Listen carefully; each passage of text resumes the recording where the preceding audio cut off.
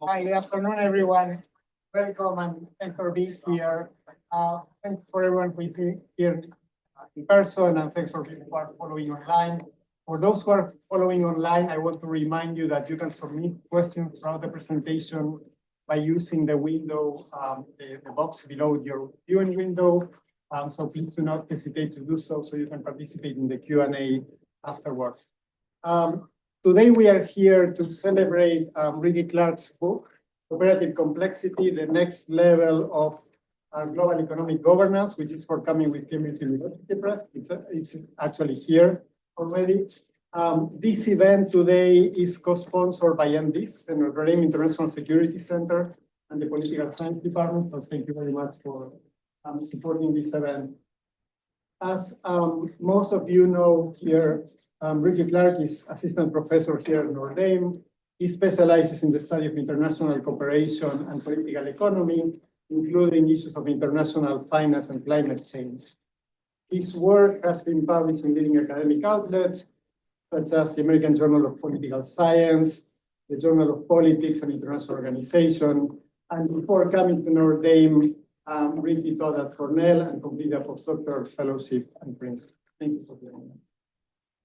Ricky will introduce his book for about 30 minutes, and then our two distinguished discussants will speak for about 10 minutes each. Today we have with us Erin Graham, who is Associate Professor of Global Affairs at the Keough School. Erin's work focuses on the design, financing, and development of international rules and organizations. Her book, Transforming International Institutions, which explains how earmark funding has undermined multilateralism at the UN, was published by Oxford University Press in 2023. And she has published in International Organization, the Journal of Politics, International Studies Quarterly, and other topics. Stephen Nelson, thank you for joining us. Steve is Associate Professor of Political Science at Northwestern University. He studies international and comparative political economy. And his book, The Currency of Confidence, How Economic Beliefs Shape the IMF's Relationship with its Borrowers, was published by Cornell University Press in 2017. He has also published articles in International Organization, International Studies Quarterly, and Review of International Organizations, among other top venues. Today is a great celebration of a forthcoming book, the work of our colleagues over the past year, and the final product of that work. I think it's also a celebration of our collective environment, the spirit of collaboration, intellectual respect, and collegiality that is tradition of Notre Dame and that makes this type of excellent work possible. So thank you all for joining us, and it's a pleasure to have you here.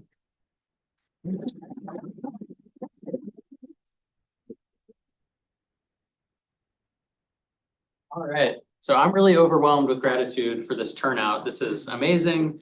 And I'm extremely grateful to Anibal and Kellogg, to Mike and Endis, to Jeff and the Political Science Department, and to see lots of my colleagues, both within poli-sci and elsewhere, here for this book launch. I'm especially grateful to Erin and Steve for making the trip this morning in less than ideal weather, and really looking forward to the discussion today. This book, Cooperative Complexity, sort of came out of my dissertation project, which I wrote when I was a PhD student at Columbia University. I worked on this at Princeton during my postdoc. It's been a labor of lots of years, and so I'm really excited to share it with you today. The project is really motivated by the fact that there's been this explosion in the number of international organizations operating on the global stage over the last several decades. And so if you look post-1980, really, in this plot, you can see we have lots of new international organizations. This is somewhat puzzling because if we think about sort of the traditional logic from Keough about why international organizations exist, they're created to solve cooperation problems, right? To finance things that aren't being financed, to allow information sharing in areas where there are asymmetries. And yet we see the creation of overlapping institutions, right? Institutions that sort of do the same things and end up competing for member state business. And in fact, the literature has mostly focused on the fact that these institutions are at competitive loggerheads. So we think of international organizations as competing for one pool of member state business. I'm primarily going to be interested today in international financial institutions. So institutions like the World Bank and International Monetary Fund that sort of give loans to countries, implement programs in areas like infrastructure or balance of payments relief. And so they're doing work on the ground, right? They're bureaucrats on the ground implementing these programs. And typically in the literature, we hear that when there are more institutions in an issue space, like there are 28 international organizations in the development issue area, there are now 9 in the IMF sort of emergency lending space. We think of greater competition between these institutions in these more dense environments. So they're competing for business, competing for attention and legitimacy. And for member states, this gives them a lot of leverage. They have the ability to select from a menu of options that are being given to them by any given set of institutions. And so we would imagine that these recipient countries can generate leverage with this way. They can play institutions off of one another in order to try and secure better terms. So maybe a country goes to the World Bank, they go to the Asian Development Bank, they say, okay, you give us more money, you give us fewer conditions, or we'll go to the next institution. So this competitive environment has become of great concern to scholars and policymakers alike.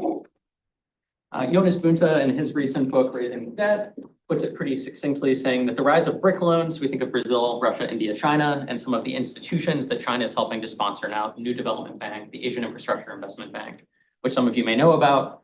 It implies a decline of Western influence. It might allow developing countries to pursue alternatives to the liberal model of development, and it may even be a threat to democratization in some of these transition countries.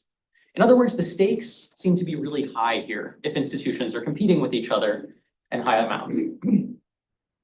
So it won't be surprising that lots of folks have written about the concern in this space. So there is academic literature on what the Asian Infrastructure Investment Bank is doing to the World Bank as they compete.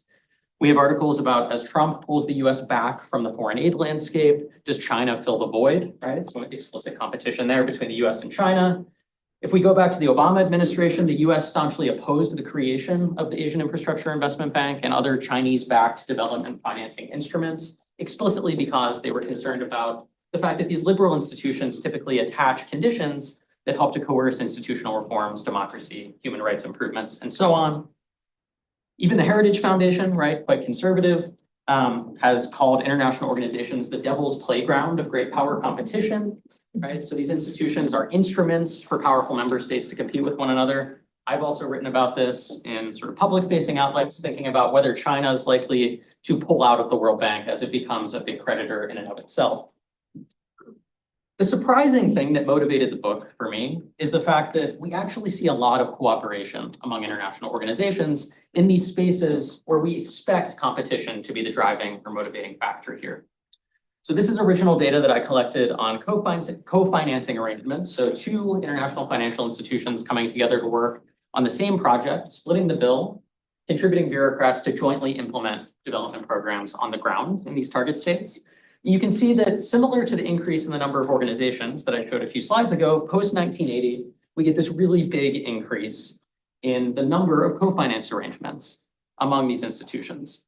And this would be really surprising in the context of the existing literature, which doesn't really envision a path for these institutions to work together, right? There's a zero-sumness that is kind of implied by the fact that these institutions are overlapping with one another.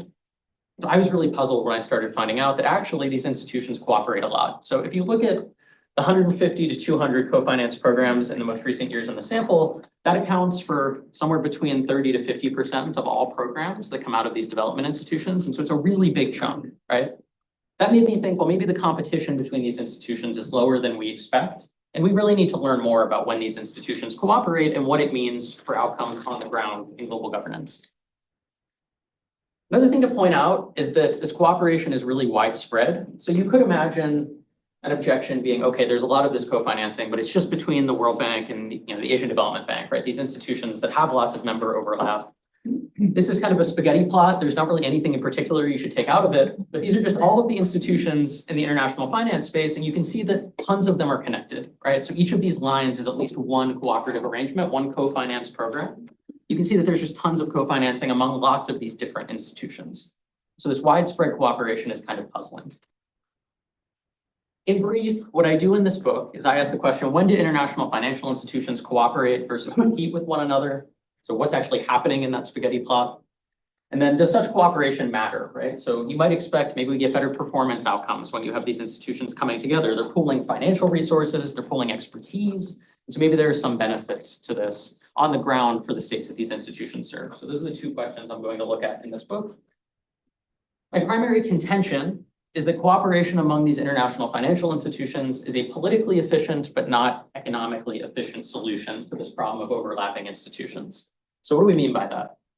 When I talk about political efficiency, I mean that institutions can come together to prevent this threat of shopping among institutions, right? So there's this concern of bidding down or competition where member states threaten to go to one institution or another. If institutions constrain the choice set, right, if they come together and say we're jointly implementing a program, it gets rid of that element of forum shopping that might otherwise be available to recipient countries.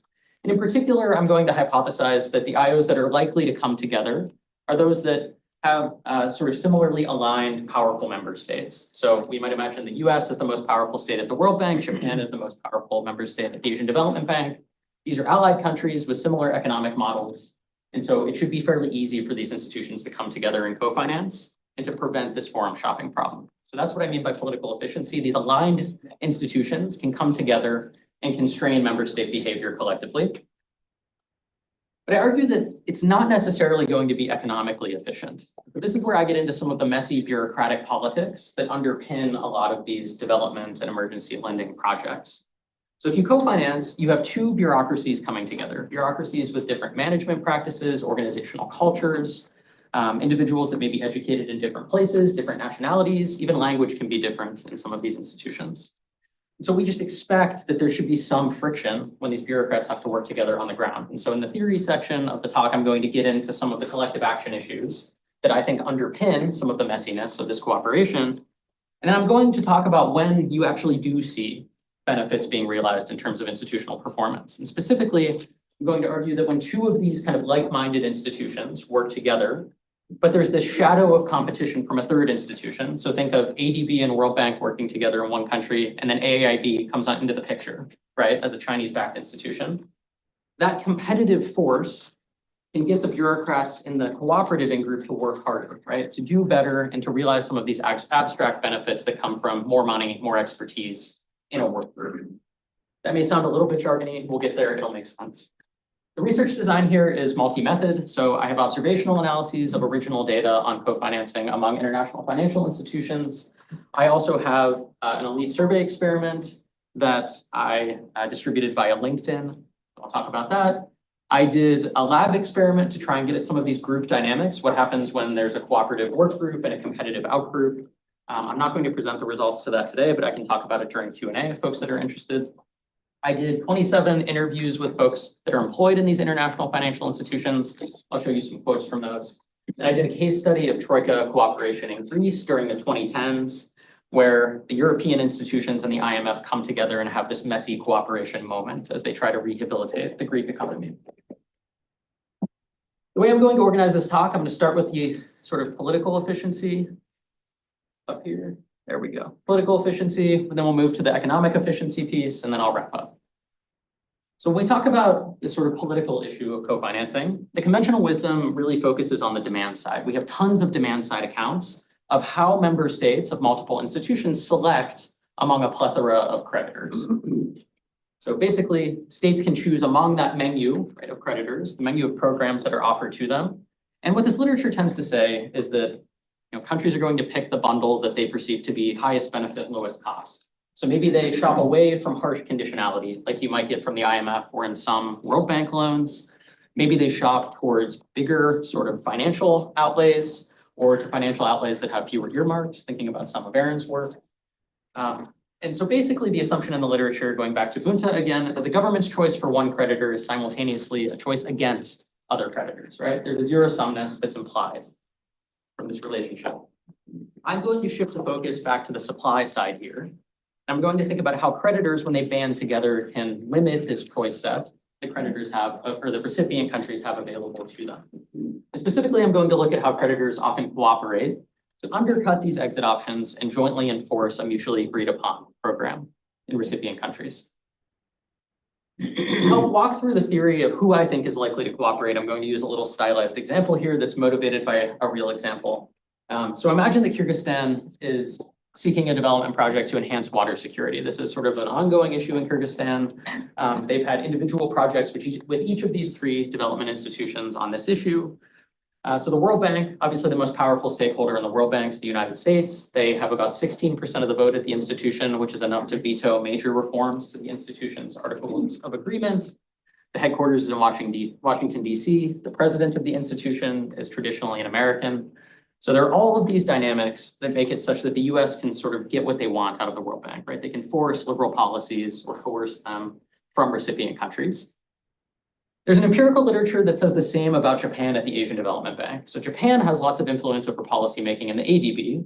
They are the most powerful shareholder alongside the US and the Asian Development Bank, and so similar dynamics there. We also know that the US and Japan are close allies, as I previewed a few slides ago. And so my theory is sort of that these institutions should be like cooperation partners. They have similar development objectives, right? Upholding the liberal order, pro-capitalist reforms, things of that nature. On the other side of this policy space that I've drawn, we have the Eurasian Development Bank. The Eurasian Development Bank is the Russian-backed development bank, which Kyrgyzstan also belongs to. And this is an institution that does development a little bit differently. We would expect fewer strings attached on institutional reforms, things like environmental regulations or human rights, where we have lots of oversight in the World Bank and ADB on these dimensions. You would also expect faster disbursement. So the Chinese and Russian-backed institutions tend to get money out the door really quickly and with fewer strings attached. So this can be really desirable for some member states that are looking to get away from these structural reforms. So if you are Kyrgyzstan, right, you're sort of choosing between one of these three options if we believe the literature, right? You can only pick one. I argue that these institutions are worried about the shopping issue, right? So the World Bank and ADB are worried that Kyrgyzstan will come to each of them, ask for a loan, and then try and use their ability to shop between the institutions to generate leverage, get fewer conditions attached, get more money, right? And then the institutions can't realize their preferred policy outcomes. It also then limits the ability of these powerful stakeholders to realize their preferred outcomes in global development, right? This is sort of a way for them to launder financing to promote things like liberalization and democracy. So what I argue is that the institutions with aligned powerful stakeholders, these institutions are likely to have bureaucrats that also share similar worldviews, similar educational backgrounds. Steve's worked on this extensively. You should read his book. And so these cooperative arrangements, are likely to materialize between these like-minded institutions. And what that does is it takes one choice away from the recipient country, right? It gives them one fewer option that they can shop to, which reduces their leverage. And maybe these two institutions can offer a bigger financial outlay, or together can come up with a program that is a package that's more appealing than what the EDB can offer. My hypothesis then is that IOs that are controlled by these geopolitically aligned member states could pool resources more often than IOs that are led by geopolitically unaligned member states. That's a testable prediction here. I'm going to test this observationally and experimentally. So I'm going to show you sort of the abstract research design first, and then I'll show you the results for those two tests side by side. The observational analysis introduces a novel IO dyad level data set of co-financing among these international financial institutions, of which there are across development and emergency lending, 37 in my sample. And so the N, if we take the dyad year level, is a little over 5,000 observations spanning the post-1945 period. You obviously get more observations as you move up, right? The data set temporally, because that's where we get this crowding, is sort of post-1980. So most of the observations are going to be post-1980, but we are covering sort of this entire period comprehensively. The independent variables I'm going to use here, all proxy geopolitical alignment, or sort of something that I think might translate to broad preference alignment among the major shareholders in these institutions. So we think of UN voting distance, which is commonly used in the literature to think about, in general, are foreign policy preferences similar across states.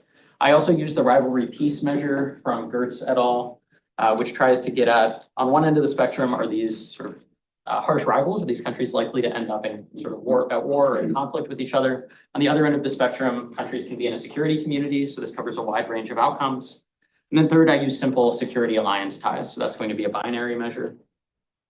The dependent variable is going to be the number of co-finance programs that are initiated by that dyad in a given year. So new programs that represent a pooling of resources in a given dyad year.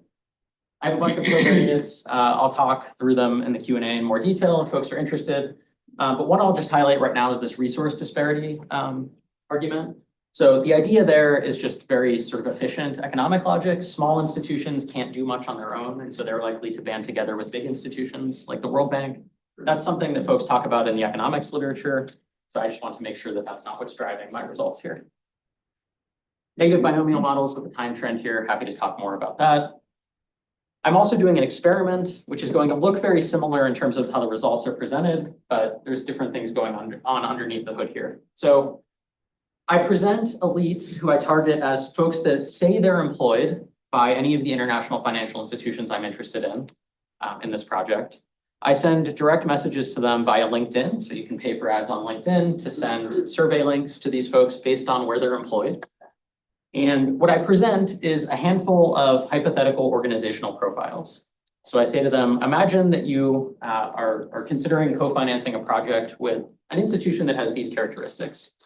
And the key characteristics here from my perspective are going to be the headquarters location and largest contributing shareholder. Those things co-vary here.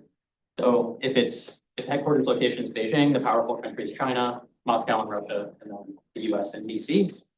I'm also accounting for the number of members, which gets some of this resource consideration issue, as well as total disbursements, which again is going to be about how much money did the institution have. There's also some evidence in the literature that folks like more inclusive institutions, and so number of members comes into play there as well. Yeah. Quick clarifying Please. question. In the experiment, were you presenting this as an unnamed hypothetical organization? So you didn't actually identify it as one of the existing? No, hypothetical organization. I was trying to make sure I wasn't sort of priming them on their prior experiences with those institutions. Did you give it a fake name or was it No, just? just this is all they saw. Yep. The independent variables are going to be exactly the same as for the observational analysis, but I'm driving random variation in those observational measures here. So let's say that I'm surveying somebody who's employed by the Asian Development Bank, right? So Japan would be the most powerful stakeholder in that institution. I'm then going to look at the geopolitical distance between Japan, that institution's major shareholder, and whatever the major shareholder is in the experimental hue that they're looking at here. So I'm going to use those three observational measures, but drive random variation in them with the treatments here. Each individual looked at 5 of these profiles. I did that for power reasons. Elite surveys, oftentimes you have small samples. The DV is just a question I asked about support for co-financing with the organization. So I asked them to rate on a 0 to 10 scale how supportive they would be co-financing a project with this institution. These are the results for both the observational and experimental analyses. On the observational side, so starting on the left-hand side of this plot, you can see that alliance is positively associated with co-financing. You can see that the rivalry peace measure, so as we move from hostility to cooperation, positively associated with co-financing. And you can see a negative association with UN voting distance. So as countries vote together less often at the UN, as they vote together less often at the UN, you're less likely to get this co-financing, right? So distance is there in the way we would expect. Basically, what you see here across the board is support for this contention that the aligned institutions are the ones that are cooperating. We move to the right-hand side of the plot here. You can see that alliance and rivalry peace look exactly the same as on the left-hand side. UN voting loses significance and the sign flips. What I think is happening here is if I'm priming these bureaucrats to think about co-financing, they're thinking about the most salient or most observable forms of alignment between their major shareholder and between the shareholder of the hypothetical institution. So they may not be thinking about like, did my country vote in the UN with another country, right? They get a point in time. But they are likely thinking about things like alliance ties or whether you're in a security community versus at war with a country. And so that's just a more observable indicator of alignment in this case. Substantively, these effects are plotted here actually in terms of percentage. So moving from 0 to 1 on alliance, for instance, is associated with a 45% increase in the number of co-finance arrangements. Rivalry peace, if we move from the minimum to the maximum, so complete utter rivalry to security community, you see about a doubling or about a 250% increase actually in co-financing. But again, that's a minimum to maximum change. UN voting distance roughly varies from 0 to 5.7. A 1 unit change in that gets you about a 25% reduction in co-financing arrangements. So substantively, these are quite meaningful effect sizes. I also want to give you a taste of the qualitative evidence. I don't have time to present the whole case study or lots of interviews here, but I can sort of give you a few quick anecdotes. So I talked to a number of folks at the IMF about co-financing. The IMF has done a handful of co-finance projects, the Troika cooperation being the most salient of them. And one of the officials said geopolitics clearly matter for cooperation. And so IMF Russia, IMF China cooperation is just not feasible. Another said that co-financing is most seamless when it's between similar organizations like the IMF and World Bank, institutions that have the same economists, same country coverage. And so here we see an invocation of the bureaucrats themselves, right? The actors that I'm really interested in the book. Third, just touching on the Greece sort of program, I interviewed dozens of people that were involved in the Troika program in Greece. And what became pretty clear is that the US role in terms of like the US and Germany being very close partners and Obama and Merkel being close partners in particular was really essential for the IMF and EU to come together and work on this project. The Obama administration, I was told, only intervened to realize US preferences, really to echo whatever Merkel was saying. And so in the case of Germany, they really wanted to keep Greece in the EU. They didn't want debt forgiveness. And so Obama would call up the IMF and he would sort of reiterate that those were the two objectives the US cared about as well. So broad preference alignment in terms of the goals of the program were really important. Okay, let's move to economic efficiency. And I'm sorry I'm moving quickly. Presenting a book in 30 minutes is difficult, it turns out. So the conventional wisdom on the economic efficiency side tends to be that we see negative implications from competition. So I've already mentioned that forum shopping leads to this driving down in conditionality, right, to the strings that are attached to loans. I've done work in this space, as have others, thinking about how competition can erode policy conditionality. So you get fewer reforms that are related to things like human rights, sort of good governance, development, anti-corruption measures, and so on. We would think that would be bad for the performance of these institutions, right? Because then the government can do whatever they want with the money, they can use it for patronage, sort of normatively bad outcomes. There's also some hinting in the literature that coordination among institutions may have abstract sort of performance benefits. So this gets back to the notion that you have more money at your disposal if you bring together some of these institutions, so more money to do good work on the ground. You also have more expertise. So a quick anecdote. In interviews, I was told that the Asian Development Bank is really good at geothermal infrastructure. This is something that they've developed sort of in-house expertise in. The World Bank is really bad at geothermal projects, it turns out. And so when the World Bank wants to do geothermal work, they almost always work with the ADB. It's just a sort of stylized example of the fact that expertise differs across these institutions. If you bring two together, they can monopolize different parts of a program. Maybe we should realize some performance benefits from that. I push back against this abstract logic, and I argue that bureaucratic tensions are going to push against some of these abstract benefits that you might realize from cooperation. So again, you have different institutions with different bureaucrats that have different worldviews, different managerial practices, sort of different organizational cultures. Culture is a really important thing in these international organizations. So you should expect some friction when these IOs come together. This is exacerbated by the fact that staff turnover in IFIs is really high. There's a bit of a revolving door nature. And so it's not all that likely that an individual would be working with the same people over and over, even across multiple co-finance programs that are in close temporal proximity. So new people working with new people, you get friction. The theory here really tries to take bureaucracy seriously. And so I'm really interested in the burgeoning literature in international relations that thinks about the influence of individual bureaucrats, both in foreign-facing domestic bureaucracies like the State Department and in international institutions. So I'm working on an annual review piece with Tyler Jost and Lindsay Dolan that lays out what the literature has said in this space. So I'm thinking a lot about bureaucracy these days. There's a big literature showing that bureaucrats can shape the content and the performance of international institutions in particular. So I'm building on that literature here. And it's also true that bureaucrats' ideas and worldviews are especially important. And this is where Steve's work comes in. In terms of the friction that manifests here, I'm thinking about two observable implications, and this all derives from sort of an Olsonian collective action logic. So co-financing increases the number of people that are working on a project. So you may go from 5 to 7 people working on a team to implement in a target state to double that number. And in those cases, more people means it's harder to monitor the actions of any given bureaucrat. So if I'm a manager and I'm interested in, is my bureaucrat doing their job? It's a little bit harder to isolate what they're doing compared to the large work group that's on the ground.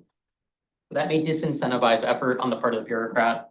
And then again, there are these abstract differences in organizational culture, management, et cetera. I have some good qualitative evidence I'll share with you in a few minutes on the management practices side. Collective action problems are also pervasive, not just when you get more individuals or more institutions working together, but when the stakes are relatively even across the institutions that are involved. So Olson tells us that when sort of one actor has a lot to lose, right, the stakes are really high for them, you overcome these collective action issues because they'll pay most of the cost. But in a situation where two institutions are evenly splitting the bill, the financial stakes, the reputational stakes, right, are going to be diffused across these institutions.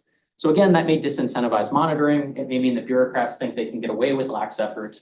They may free ride on the efforts of individuals from the other institution. Another stylized example to help us get through this here.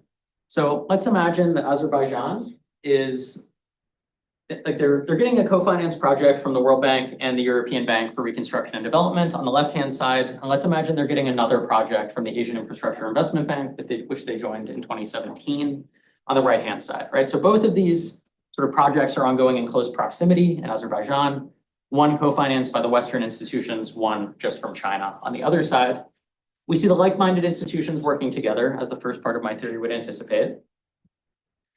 What I argue is that these messy bureaucratic frictions can be overcome in situations where you have this outgroup competitor on the ground. So maybe before the Asian Infrastructure Investment Bank existed, these Western institutions would work kind of poorly together in Azerbaijan, right? There would be free riding concerns. China enters the picture, suddenly the bureaucrats from these institutions, as well as the managers and the powerful member states, are really worried about losing business to China, right? And so this can compel the bureaucrats in the in-group, whether because there's more monitoring from higher up because these individuals are worried about losing business, or whether because the bureaucrats themselves, right, are thinking in terms of career concerns that they really need to get the job done. I would expect cohesion to develop in the in-group here of cooperative institutions as a result of the out-group competition. So the hypothesis there is a little bit jargony, but the effect of greater co-financing on performance should be positive only when there's this out-group competition. It's basically what I'm arguing. How do I test this? Again, I'll start with an observational analysis. I have a project here, data set, that comes from sort of World Bank projects. So just over 9,000 World Bank projects that have been rated by their independent evaluation group. That gives us a performance measure. And so that data spans the post-1980 period. So the World Bank is going to be a partner in all of these projects, but what varies is who else is involved in terms of co-financing on these projects. Some of them are co-financed, some are not. About 60% of them have at least one co-financier in the data. The independent variables are going to map onto these collective action variables that I just mentioned. So the first is the number of co-financing partners. We would expect the number of staff working on the project to increase as that variable increases. The second is fractionalization and financing. So again, evenness of stakes. If we have more financiers and the bill is split more evenly among them, more even stakes, in that Olsonian logic, we would expect more free riding concerns to manifest. The moderator, so these are interaction tests, right, between these measures of the extent of co-financing, and a binary that's equal to 1 if a country belongs to one of these outside option institutions, right? So if they belong to, in the World Bank context, either a Chinese-backed or Russian-backed institution. Those are the ones I'm thinking about. So most of the co-financing with the World Bank is going to be these Western regional institutions, and the competition is disproportionately going to come from these Russian-backed and Chinese-backed institutions. Dependent variable is World Bank project performance. I mentioned this comes from the independent evaluation group. I'm happy to talk about what that means during Q&A, but what you should know is just that this is an independently audited performance rating from the World Bank. I have a lot of covariates. I'm not going to get into that. It's OLS with country and year fixed effects because the projects are at the country year level here. What do we see? These are interaction plots. On the bottom, we have the number of outside options, right? So do you belong to one of these Chinese or Russian-backed institutions? On the left-hand side, we have the estimated coefficient of the two collective action variables. So the left-hand panel is the number of co-financiers, so the effect of adding one more co-financier. On the right-hand side, we have a 1 unit change in fractionalization. So moving from one institution foots the bill, in this case, the World Bank, to complete fractionalization, right? Really even distribution of financing across two financiers. What you can see is that there's no clear association of co-financing, right, of adding financiers or splitting the bill more evenly on performance in the absence of one of these outside options, right? So you get null results at the bottom, but if one of these countries belongs to a Chinese or Russian institution, suddenly we see this really big increase in performance under co-financing relative to projects that are implemented by the World Bank alone, right? And so I take this as evidence in support of my theory that there's something about out-group competition that compels cohesion and lots of effort in the in-group of Western IOs that are working together with the World Bank. I mentioned I did a lab experiment. I'll just quickly highlight what that was. Basically, I split undergrads and grad students into teams, so 2 teams of 4, and I had them either work alone or I told them that they were competing for some future lottery. I was trying to think about basically whether you get future business as some lottery process where if you do a good job, right, you're more likely to get the project. And so the weight that you're likely to get that project is increasing. And I had them, I modeled this after some behavioral econ work, but I had them devote time units that they were given to leisure or effort. The leisure time units paid them more in terms of cash at the end of the study if they just did a ton of leisure. But if everybody did teamwork, then they could make more money, right? So leisure is sort of a strictly good outcome if you don't believe that the rest of your team is likely to cooperate. But teamwork pays off if everybody else agrees. And under the competition treatment, you see way more devotion of time units to teamwork. And so I have the results for that in the appendix if folks are interested. But to get to the qualitative evidence, this top quote is from a former senior IMF official. And so they told me that each institution under a co-financing arrangement has its own culture and leading shareholders. They pursue objectives that are not compatible. There's a bureaucratic process on each side. At the IMF, staff are focused from a career angle on their department directors and management. They listen to those directors. They're not likely to listen to folks from other institutions who might be giving them orders under a co-finance program. Similarly, this comes out of the IMF's Independent Evaluation Group report of the Greek program, the Troika program in Greece. So there was a duplication in staff assignments, which increased the overall size of the Troika teams and placed a burden on country authorities, right? It was hard to coordinate. So you had 30 to 40 persons. In a normal IMF project, you might have a dozen officials at the most. So you can imagine a room of 40 people. It's pretty hard to coordinate, and free riding incentives might be very real. Again here, former IMF officials said that in the Troika program, there were 50 people in the room. It took time, lots of checks and balances, so it was just really hard to develop the project. 2 quick slides to wrap up. The first is you might be wondering about China and the fact that the Asian Infrastructure Investment Bank actually has co-financed with the World Bank quite a bit over the last few years. This is sort of, it cuts against my theory, right? These are unaligned institutions that are nonetheless pooling resources. And so in the conclusion, I spend some time talking about what I think is going on there. Basically, what I think is happening is that the Asian Infrastructure Investment Bank comes onto the scene in 2017. China is perceived to be kind of a rogue state by some actors in the international system. And so there's a liability of newness that comes with one of these brand new institutions, right? Folks don't know what they're getting into. They don't know if the money is going to be used in productive ways. They don't know what the oversight looks like from within the institution. And so as a way to kind of get legitimacy, right, or borrow the credibility of the World Bank, they agreed to co-finance lots of these projects. The important thing is that I talked to lots of folks about China in my interviews, and the consensus was that this cooperation can't last. Essentially, at some point, China is going to break off from the World Bank, break off from the IMF, and start to push their own competitive institutions. And so one IMF economist said China is going to want an IMF competitor in Asia. The question is, do they have the power and money to do it? They're on track, but we're still decades away, in essence. And so I think moving forward, I would expect a decoupling between China and these Western institutions. Trump, may speed that along here. What do I want you to take away from this? Co-financing is a politically efficient, but sometimes economically inefficient bargain for these institutions. So aligned institutions come together to co-finance, but sometimes the bureaucraticness of it gets really messy under the hood. And so you may not get good performance outcomes on the ground.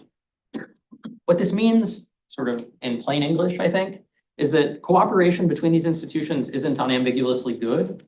Competition isn't unambiguously bad, right? Some competition might yield performance benefits. Some cooperation might help solve political issues, but maybe a mix of these things is actually sort of the healthy thing in the international financial system. It's important for me to note that co-financing is the tip of the spear, right? There are tons of ways that international institutions interact with each other. There's some empirical work on things like observer status, but I'm thinking more of like pooling of resources. So I have, in one paper that's been published, I look at information sharing across these institutions. They often submit information that comes from member states to one another, right, to help bridge gaps. And so this has become really important, for instance, as Trump stops submitting information or guts the US scientific bureaucracy, you see institutions asking other institutions to help fill in the gaps. Joint exercises, so the Chiang Mai Initiative and the IMF have done joint crisis simulations, trying to think through like what would happen if there was another Asian financial crisis, how would we get through it? There are also other actors, right? So not just IOs, but firms, NGOs, states, and so on.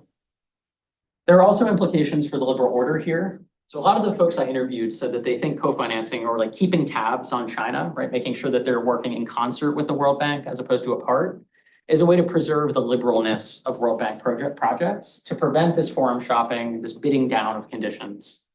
And so cooperation may be a way to help insulate the liberal order from some of the decay that we would expect as the US and China increasingly compete. Okay, I've said way too much. I look forward to the discussion.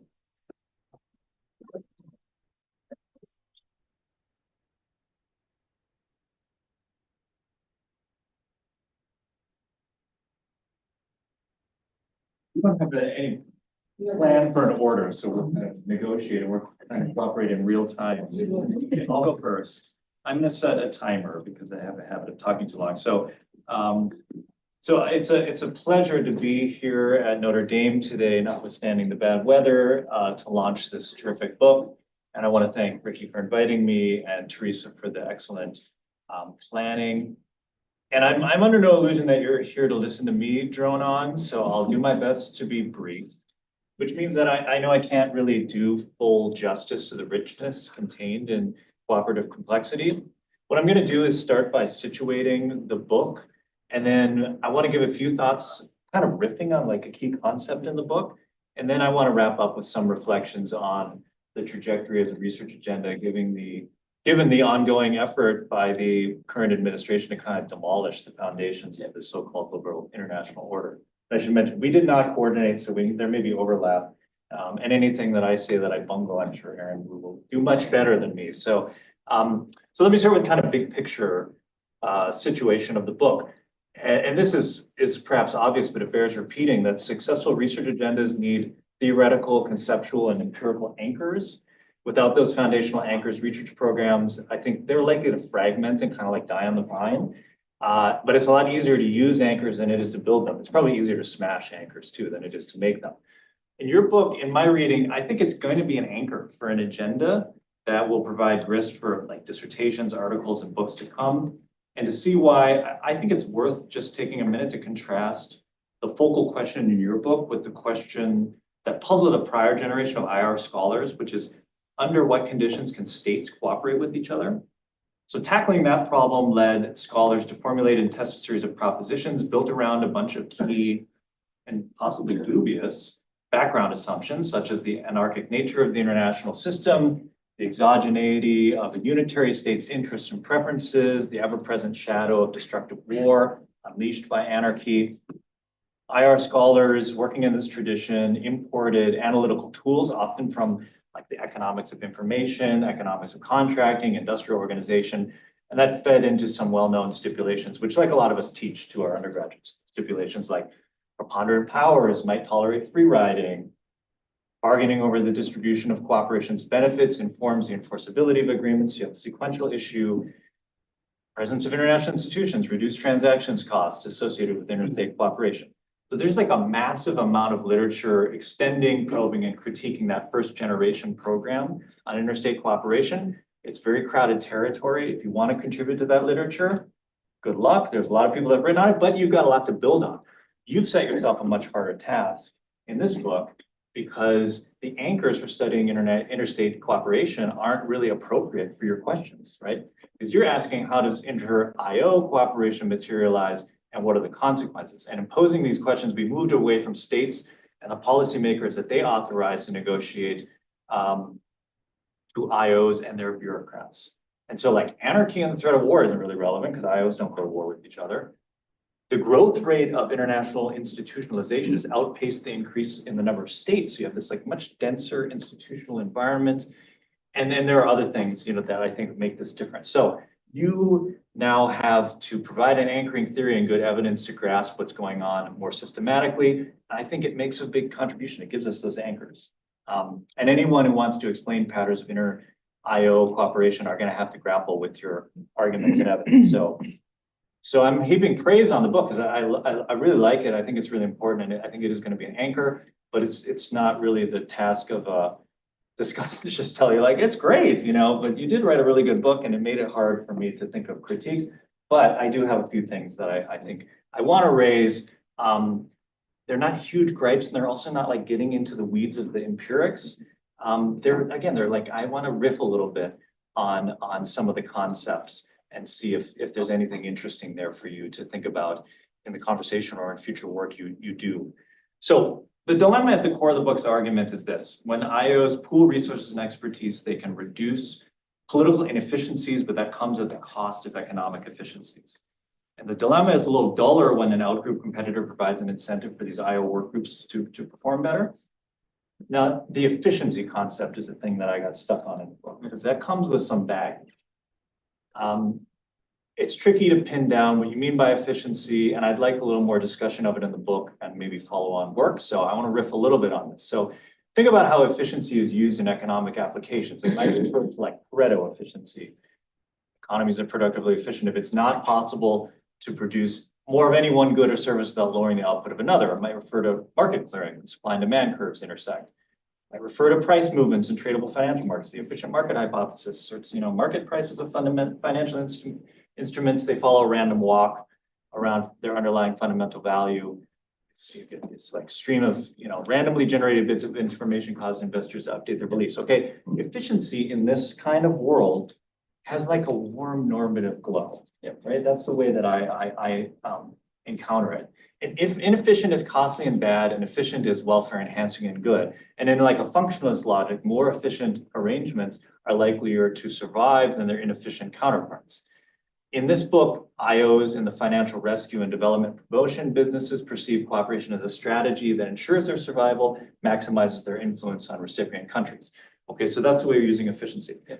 I want to take a slightly more critical perspective, which is to think about episodes of close cooperation between IFIs and development banks, not as a politically efficient adaptation. Rather, this cooperation might be viewed as like an amplifying force, a way for outside agencies to combine their coercive powers to really bind the objects of their power to get them to do something that they would not otherwise do. Maybe this is a distinction without a difference, but it emerged for me in thinking about your framing of the problem and your answer to the problem. And an interview that I once watched and I use in a class, my IPA class, that was conducted with Michael Manley, who was the Prime Minister of Jamaica in the 1980s. And it's in a film called Life and Debt, which is like it's a great film about kind of globalization and IFIs. And he talks about this double bind that Jamaican officials faced under twin IMF and bank programs. So they were pooling resources, but his point is like, this isn't about efficiency, this is about constraint, it's a double bind. And I think the book like hints at that possibility. The Indonesia case kind of illustrates. So it's like it's sotto voce, it's like, it's there, but I kind of wanted you to shout it a little bit more. And again, just think about it. The point I think can be extended to the other face of the dilemma, which is the way in which this inter-IO coordination and the absence of incentives supplied by an outgroup competitor can be economically inefficient. Oh God, I'm doing terribly with time. So can I ask for 2 more minutes after my time elapses? Economic inefficiency is like coterminous in the book with underperformance. You measure it quantitatively and then more qualitatively in chapter 5. So quantitatively in chapter 4, qualitatively in chapter 5. This is kind of like about the deviation from the stated goals in the program or the project. So, you know, I've been experiencing a lot of anxiety like a lot of people lately, and my like coping method has been to watch cooking shows. So like the Stanley Tucci thing. Oh my God, I'm just like marinating in that. Let's see, it's in my brain. So I'm going to use like an analogy with cooking. So you make kind of an argument that like having too many cooks in the kitchen, even if they're all trained in the French style, it worsens the quality of the meal. Okay, and that's inefficient. But I want to push you on another consideration, which is what if it's not just the number of cooks or their training, but the recipe is flawed? Or even worse, the chefs know the meal is going to make the diner sick, but they serve it to them anyway, because they have a political reason for doing that. And in the Greek case, I agree, like that's a case I feel like I know something about. I agree with your portrayal and the interviews that you got, which I think give good evidence that the relationship between the IMF and the European decision makers was often highly dysfunctional, especially in that like cursed EFF program. But there are other causal factors that I like to highlight, which are a little bit more consistent with the recipe might be bad or they're trying to make the customer sick. And one of the problems with this Greek IMF program, the repeated IMF programs in Greece, that I think isn't given enough attention in the book is the unbelievably inaccurate forecasting of macroeconomic variables that inform the targets of the program. Let me just give 3 quick examples, then I will finish up. So the nominal GDP forecast in this initial request, and then in the formulation of targets of the programs, they undershot the forecast by 40 billion euros. Okay, that's not very good. Real investment growth undershot by 10 points, 10 percentage points. Unemployment overshot by 10 percentage points. I mean, I was going through like you can go and just like every single thing was basically way off. And was that because of a collective action problem? Maybe they were not sharing information, but I would put forward another stipulation, which is these were like guesses formulated in the presence of radical uncertainty, right? They're making guesses that based on conventional models. They haven't done this before. And the thing about those guesses is that they have real world impact. They have powerful effects. And they have powerful effects which are politically salient. Like the bondholders get their money out because the program is super front loaded. Greece stays in the Eurozone, and guess what? The upstart left-wing party, Syriza, that comes from the margins, they are forced to accept a third adjustment program, and then their political fortunes are destroyed as a result. And where's Syriza today? It's back to the margins, right? There's no like real left-wing alternative. So this is a slightly different way of thinking about, like, again, some of the consequences of what you're describing. So very briefly, with just a minute, I'm sorry, I'm going too long. I just want to wrap up with a thought about the book's discussion of the future of the liberal order, which you introduced in the concluding part of your talk about the book. So you conjecture at the end of the book that intra-IO cooperation, and I'm quoting here, allows liberal IOs to insulate themselves in cooperative institutional networks. And you've got nationalist populist leaders in lots of places that want to publicly delegitimate IOs. But at the next level, the IOs can insulate themselves through enmeshment in cooperative networks. This is a strong argument that depends a lot on the discretion or the autonomy of the agents, right? And we have a strong test now of this conjecture, which is there's going to be a lot of demand in the wake of a big economic shock for, let's say, emergency lending and development programs. But there's also on the supply side a big change going on. And I think this has to do with this discretion, which is, can these like northern-centric international financial institutions and development banks survive 3 terms, 3 MAGA terms? They could survive 1 and then maybe an interruption, but could they survive 3? And the reason why I'm curious about this and whether this stipulation you have at the end of the book is like plausible or might not work out is because these appointees that are going to come from this administration in the United States are maybe interested in not cooperation, but actually undermining IO activities. If you want an example, Maurizio Claver Coroni at the IADB, like he basically tried to burn down that institution, right? He got fired, but you know, they're gonna keep putting more people like that in these places. And I would point out like the executive director, or the American executive director, that's an empty position right now at the IMF. So they're gonna put somebody in there and who knows? That's a blocking, like a veto player. Congressional voting on IMF quota increases, that's sort of pro forma. They usually just go forward, but they may get more active and say, no, we're not increasing the quota. So my concluding thought is like, will the IOs adapt in the way you suggest, or will they become like paralyzed and zombified? Yeah. And I think that's, you know, it's a great test, and I hope you like take your argument and keep following it through. But I'll stop there. It's a great book, and I hope you all read it and buy it. It's royalties, you know, not very much, you know, so I buy in bulk.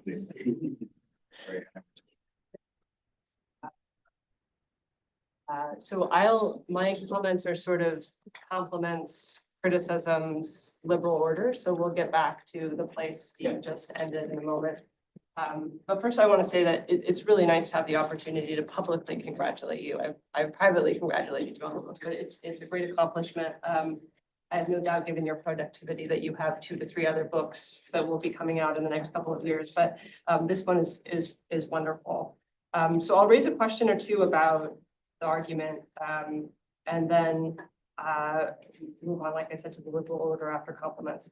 So my favorite things about this book, and these reflect my taste, so it's a non-exhaustive list of the contributions. I would say for any graduate students that might be here, this is a book I would recommend you look at as a model. It theorizes the member state side of the relationship, the IO staff side of the relationship. It talks about regime complexity and gives us a different view on forum shopping and powerful states. It's mixed method, and very seriously mixed method. It has a lit review that is masterful. I loved your lit review. I mean, he covers everything, and he does it, it's in his voice, but he gives everyone credit. And so it's just a tremendous example of how to write a book. So my favorite things about it. I think for a lot of us in political science, causal inference is often the be all end all that we have to be concerned with. But I want to take a first, I want to give a moment to the descriptive contribution of this book. So Steve went macro and said, interstate cooperation is different than inter-IO cooperation, but inter-IO cooperation sits within this regime complexity literature, which is now quite large and burgeoning. And as Ricky said, the kind of starting point of this literature is that proliferation equals competition, right? That's the sense you get from this book. I mean, not this book, but this literature. And so when we get this network that he showed us of co-financing relationships, I mean, it's the sort of thing that I think can reset a literature in a way, just by giving us this empirical reality that exists. And it's the sort of thing for me that, in retrospect, it looks like a big oversight that co-financing cooperation has not been studied systematically. And so good job to think of it. And I think it shows us that cooperation among these multilateral institutions is not only common, but it's normal. And we might go so far as to say among some of them it's routine, right? And so I think this is a big contribution to say proliferation does not necessarily equal competition for IOs. You can have a bunch of international organizations with exactly the same mandate. And that doesn't necessarily mean they're going to compete with one another, right? It might mean quite on the contrary, they're going to negotiate frameworks with one another. They're going to implement projects and programs with one another.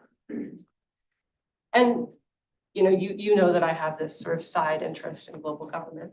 And we don't obviously have anything close to global government, and it feels like we're getting further and further away. But it does make me wonder about coherence, because complexity is often portrayed as messy, right? You use the spaghetti bowl metaphor. But if we have a bunch of institutions that routinely are cooperating together, to what extent are they all pulling in the same direction? Whether that's a good direction or not, normatively, is an open question. But are they pulling in the same direction? Are they thinking about things similarly? Do they have the same priorities? And I think this might have implications for our current period, which we'll return to in a bit.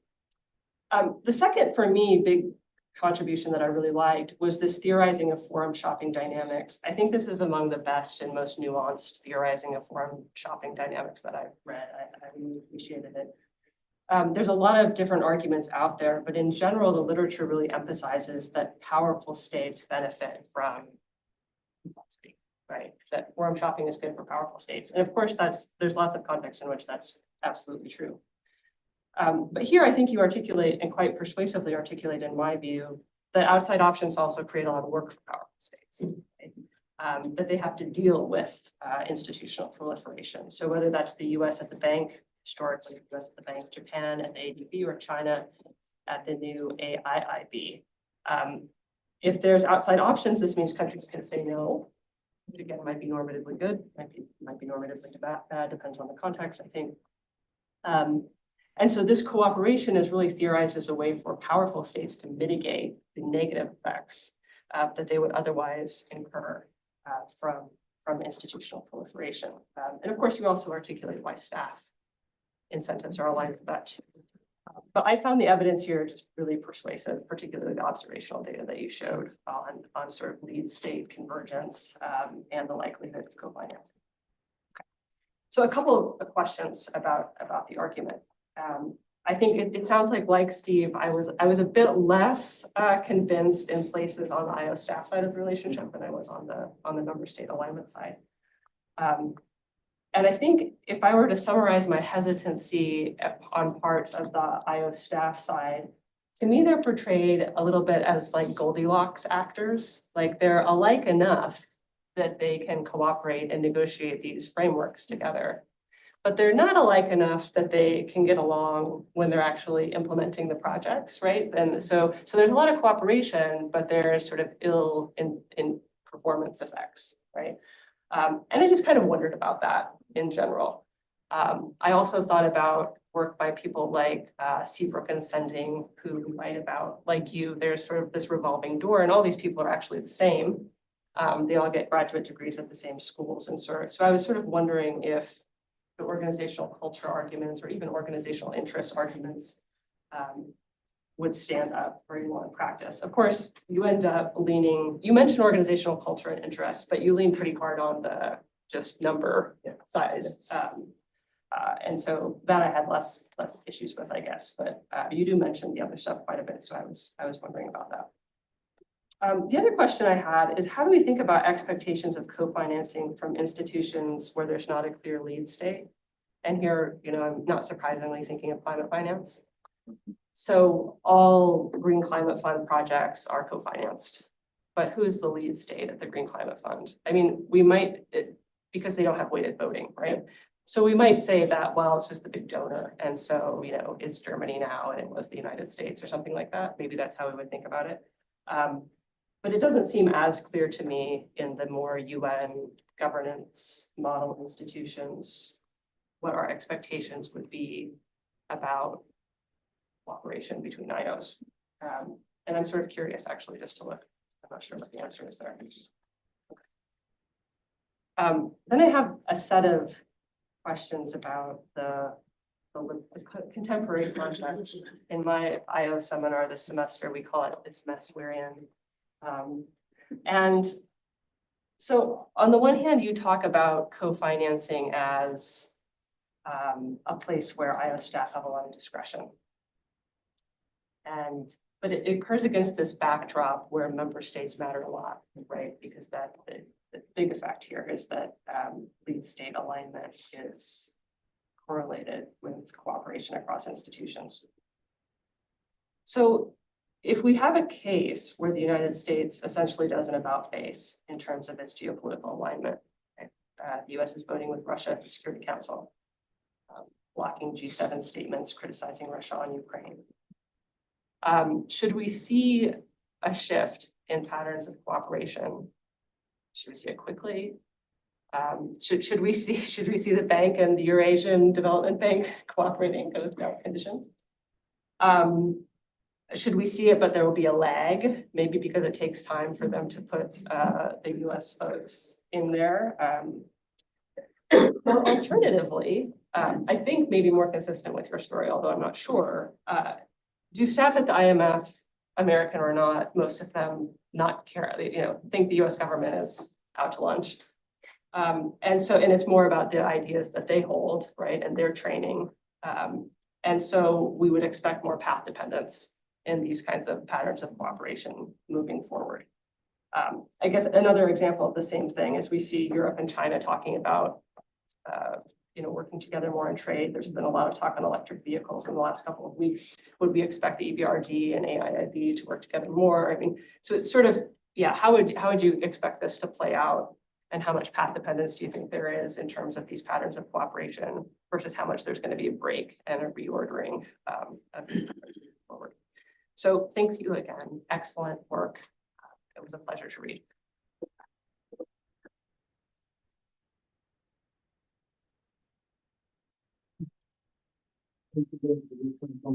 Ricky, we are technically supposed to end at 1:45, so one possibility would be to call that if you want to get That's fine. questions and then Yeah. address the comments in the questions. Yeah, together. that sounds Is that great. okay? Yeah.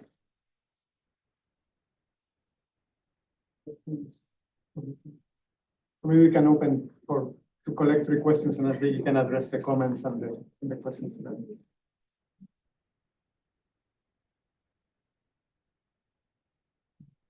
Well, first of all, Ricky, congratulations. The book is a special intellectual achievement, and it's a great milestone. So I hope you're enjoying it. I know there'll be many more coming. The question I wanted to ask you is more a general meta sort of IPE question, but I was on a Zoom call this morning with an organization that no longer exists. The Office of Net Assessment, the Secretary of Defense's think tank, got doged. But we had a meeting, but it was a virtual meeting, which was somehow appropriate. And the charge was there were 4 papers about trying to craft new ways of thinking about grand strategy for the United States in the coming years. And grand strategy is sort of applied IR theory. And of the 4 papers, there was one that I think everybody thought was the most intriguing. And it was effort to use some of the core theories and concepts from IPE to sort of limn the likely trajectory of the Sino-US rivalry in the coming years. Network analysis, and especially this whole idea of weaponized interdependence. And I'm thinking Keough and Nye are spinning in their graves, but Cohen's still around. Pardon? Cohen's still around. and so is Joe too. Yeah. But in any case, what do you see as the promising areas in IPE, in your work or other people's work? I'm going to ask Hasmin this question offline that we should be thinking about. Because this paper, I think, really struck everybody, even a lunkhead like me, realized that there was a lot of potential that we should be looking at. Maybe in the area of international organizations, or maybe in other adjacent areas in IPE. So that'd be the question I would ask. Thank you. Councilor Sten? Yes, and congratulations on the book. Very interesting, definitely a topic that will generate more discussion. I have 2 specific questions. One is you seem to present the idea that this co-execution of projects are in equal terms, but have you analyzed the possibility that maybe one organization will lead the process in some kind of division of labor kind of arguments? Because I've seen it in Latin America, for example, World Bank tend to work more on education and IDB on health. So, this difference between the role of the 2. And second, the role of local governments and implementators of those programs. I think that's, if you could share some thoughts about the importance of those entities, because governments for example, tend to be better executors the longer they have been in power because of experience and connectivity with the donor and things like that. So I'm wondering if you also analyze the role of local government or the states and the implementators on the ground. I'm thinking about in infrastructure projects, companies, things like that. We have 2 last questions. Can you be quick so we give time to respond? Please go ahead. Yeah. Thanks, Ricky.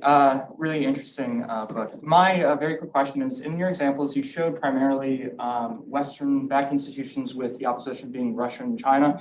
I'm curious, if you were to flip that and you were to have Russian and Chinese institutions in the United States as a competitor, would you see the same results? Or is there something that's specifically special about Western-backed institutions, whether they be their history, their kind of aligned political goals, which wouldn't actually work out in the alternative case? Yeah, thank you very much for the presentation. Fascinating stuff, and I'm looking forward to reading it. My question is related to the extent to which you think the leadership of the countries, the leading countries within these IOs matter. And this question comes from the example you gave with the friendship between Obama and Merkel.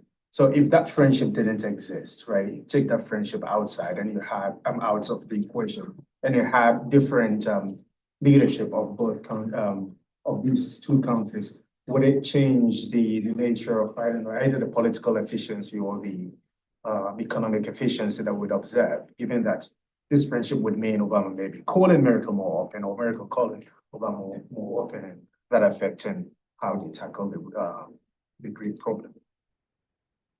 Okay, so I'm gonna try and tackle as many of these as I can. Can we be in here past 1:45? Okay. Good. Okay, I'm gonna go in reverse order. Leadership of countries. I think leadership in ordinary times is not sort of a variable that would be moving the needle here.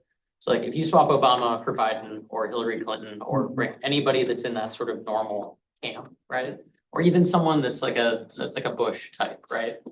I would expect sort of consistency in alignment between the US and Europe, alignment and preferences about like pro-neoliberal reforms, right? So the ideology underpinning that relationship would be consistent.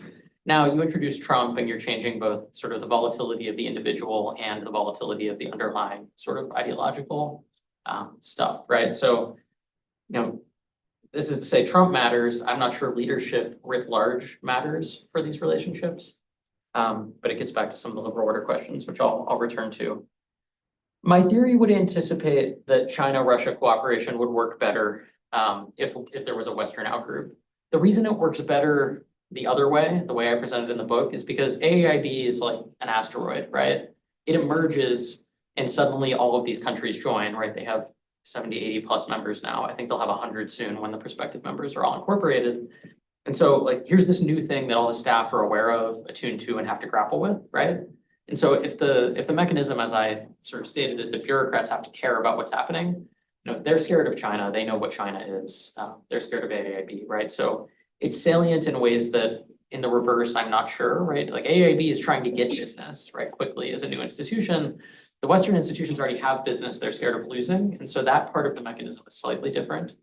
But I guess if you flipped it, you know, the bureaucratic dynamics I would expect to be broadly similar.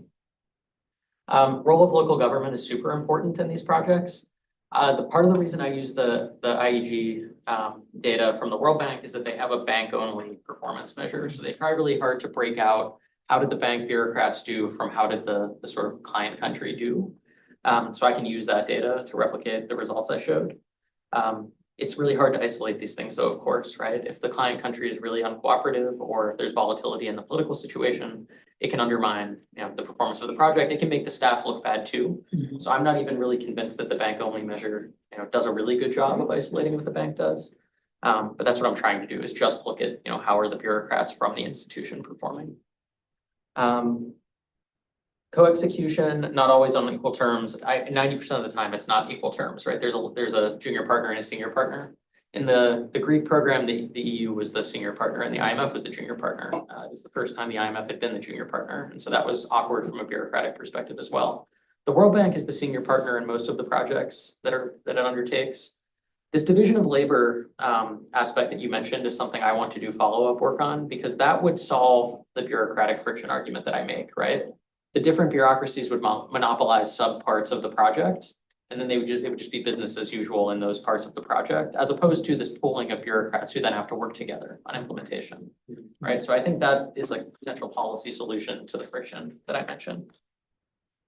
Mike, you asked a big question. You know, I think relevant to this book in terms of core concepts of IPE, the way I was trying to think about this, and this touches on some of the liberal order questions as well. If we think about like the loss of information, right, as sort of like, you know, a bleeding process that's happening to these institutions as Trump and Orban and all these other leaders start cutting off ties to scientific information.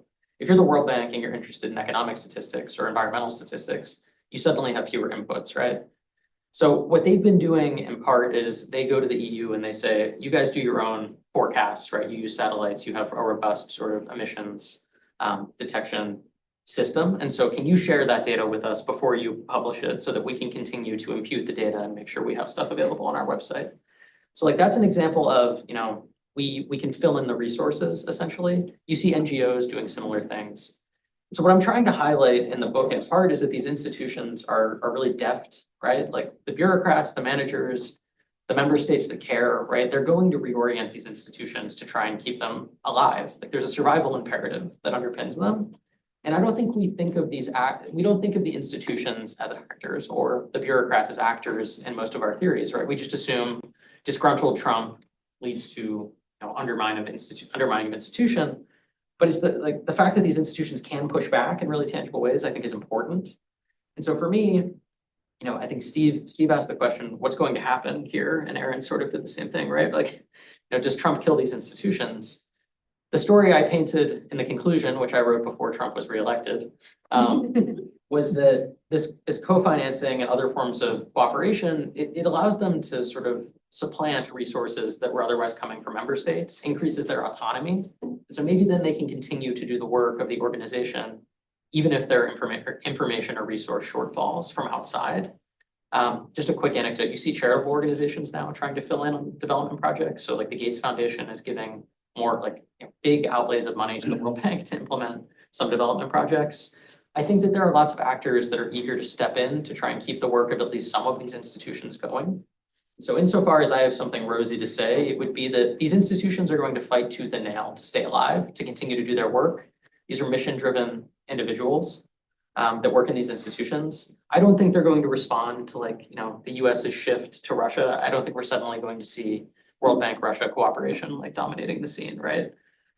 In part because of the bureaucratic stickiness. And this is where I think my argument, there's a little bit of slippage. I'm using these geopolitical proxies which map onto sort of the type of bureaucrats that you hire generally. So the US is in charge of the World Bank, you get lots of Americans because you're staffing in DC, you get tons of Western educated individuals. And so they share this broad perspective that the country shares, pro-neoliberal beliefs and so on.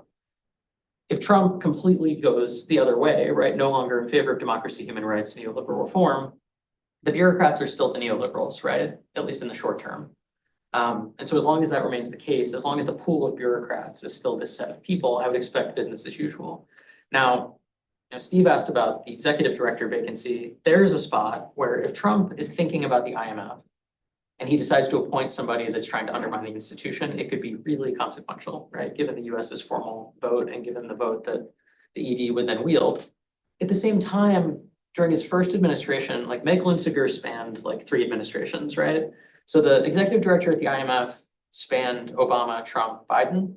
And so Trump could have revoked her during his first term and didn't. And this has been a puzzle that I've spent a lot of time thinking about. My best guess, the State Department and even the military, there were some WikiLeaks documents that talked about sort of how does the military think about the IMF and the World Bank in particular. And they talk about them explicitly as strategic military assets. They talk about them as instruments of power that the US exerts abroad, because these are ways for us to coerce policies we want and to push away policies we don't want, right? To engender sort of soft power closeness with countries and citizens and countries that we want moving towards the West, and to sort of pull them away from countries like China and Russia.